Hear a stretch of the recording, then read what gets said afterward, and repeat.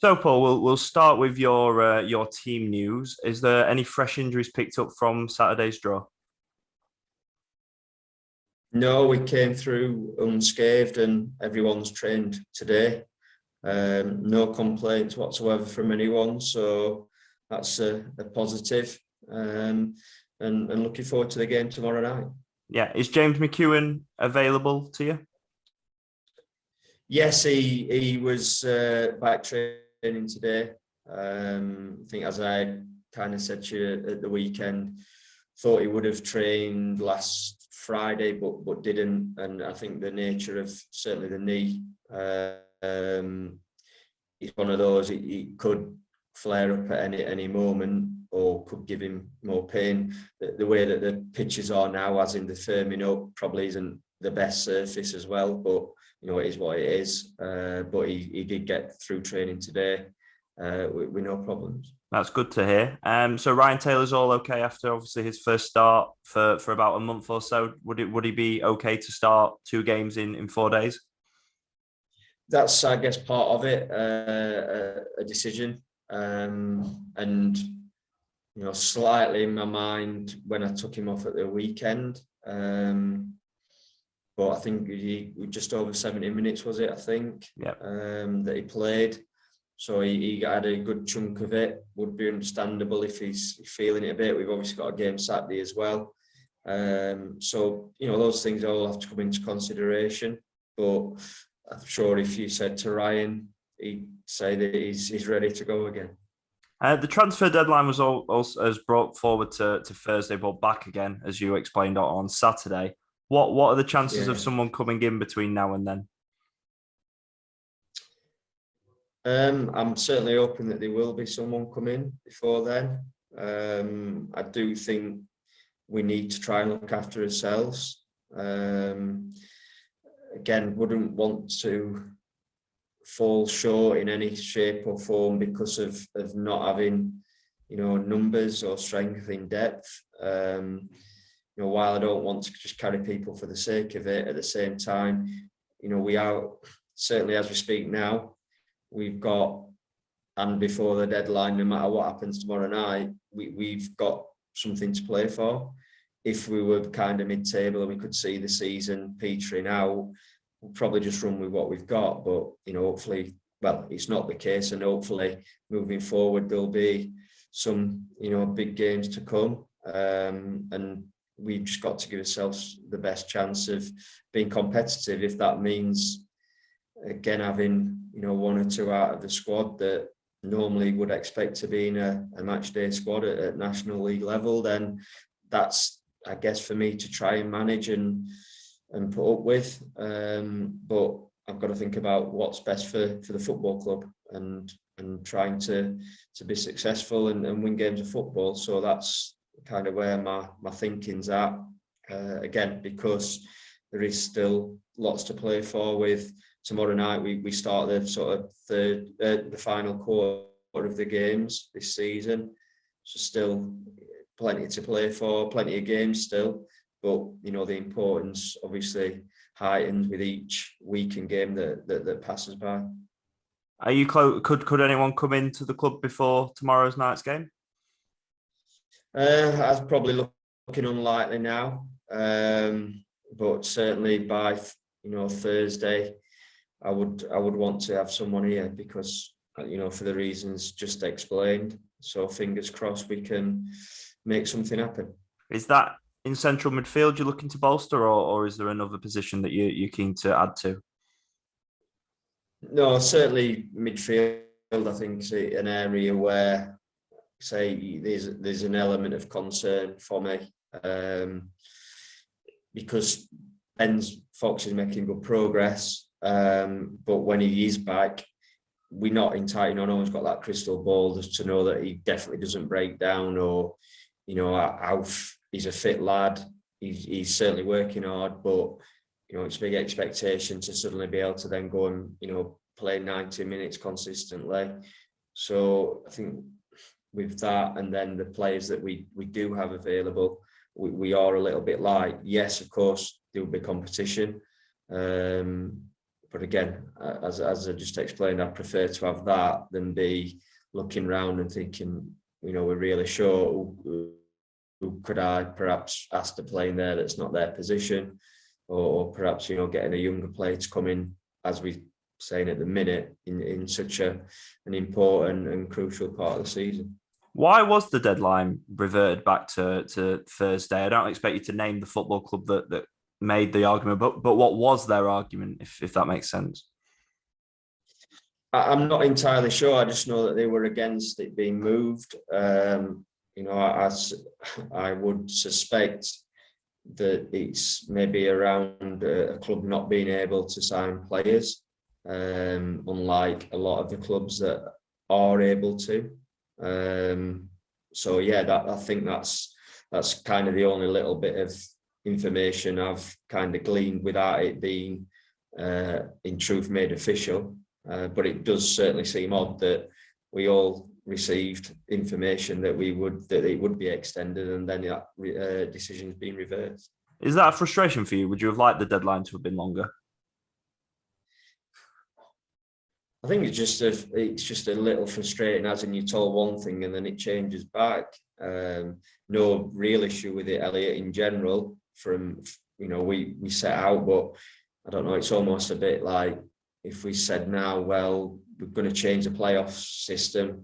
We're going to have it so the top 10 are in there, and then a couple of weeks later be told, oh, actually, we're going to stick to as first one. It's just seems a bit odd. What the initial extension of the deadline did allow was us to, perhaps, I don't know, maybe someone like Ben getting back, one or two others potentially, and then assess. And it allows you to assess, I guess, nearer close of the season whether you could, or there was a need to bring anyone in. But yeah, it is what it is. We know what it is now, at least, and we'll deal with that. What's the latest with Max Wright? Because we've not discussed him for a couple of weeks. Yeah, Max is making progress. Pretty good progress, like Ben. So hopefully he might be able to get back involved.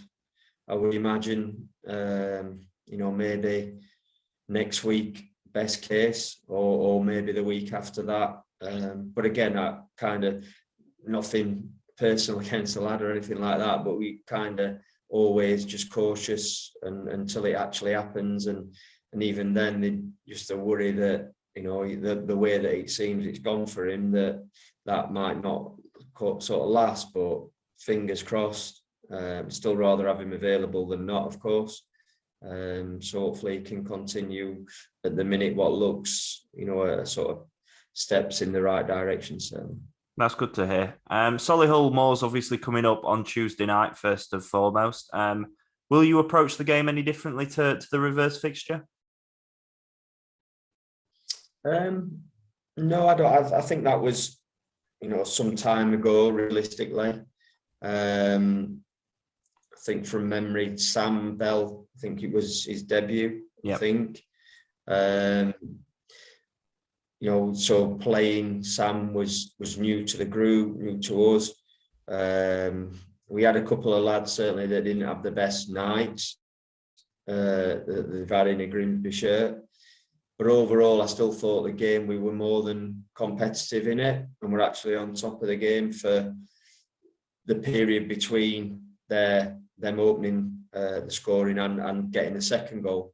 Thought we were the better team. But once they certainly had the 2-goal cushion, then that's probably, again, although it was a while back, that's my memory of it, that then it became, a difficult end to the evening at least, and obviously a result that we didn't want to have. Again, looking at Solihull, a team, I think it was yourself who mentioned it too, that for me go under the radar a little bit as a club, and I mean this with utmost respect. A lot of sort of fans and football people wouldn't, I think, realise how much as a club they're progressing and the kind of things that they've improved, and even in terms of how competitive they are. with the playing budget and the players that they've now got. You can see improvements there, improvements at the football club generally, with the training ground, the pitch, and everything like that. So it's not a surprise to me, as someone that obviously is fully aware of what our league, the challenges that each club presents, and they've been doing extremely well. They're on a good run at the minute, scoring a lot of goals, albeit it's been pointed out that that's not as impressive away from home. That it changes there a little bit in terms of not scoring as many, not conceding as many. But I know that Neil there is very what's the right word? Not the right word, but he's certainly not afraid to change systems and his tactics for the opposition, and he's done that successfully. They've played different in the last couple of games, certainly. So not the easiest to prepare for, and I'm sure that's part of the reason they do it. But look pretty comfortable playing in different formations. As you said, they're scoring a lot of goals at the minute, but equally, I think they've conceded 13 goals in the last 4 matches, 3 at the weekend in a 8-goal thriller. Is that something that you can exploit? Yeah, we would like to, but again, maybe the record might suggest that they set up slightly different. Might not be as well. Sometimes you just get these sort of trends for whatever reason, a bit like ourselves, certainly up until recently, where there was a really big sort of discrepancy between home and away form. Improved that to some degree, certainly, but obviously still not as good. But that's not really been because of us wanting to play, really differently. So I don't know. Hopefully we can. But certainly they play good football. They like to pass the ball. Quite expansive in a lot of what they do, whatever shape they deploy on each game. So yeah, we're going to have to be close to his best, I would imagine, to get the result we want. Likewise, I'm sure and hope that they feel that they're going to be in for a game coming to Blundell Park. Ryan Barnett's someone you know very well, and he was very good in the reverse fixture from my memory, and he was on great form at the weekend as well. He's someone, as I say, that you handed his first professional contract to him at Shrewsbury. How dangerous is he, and how important is it that you keep him quiet on Tuesday night? Yeah, as you just said, he had a good night against us, and at the weekend he was very good again. He's a winger realistically, but he can certainly play in the pitch as well. In that sort of, I don't think he's done it too much for them, but he'd play as a 10, or I think he's even played right back. Just someone that can handle the football, and he kind of runs with the ball, but at the same time he just looks after it. He doesn't give the ball away too often. He's a young player that I think's got a really good chance to go back up the leagues, whether that's with Solihull or elsewhere. But in fairness, he's probably only just one of a number of players that you keep an eye on.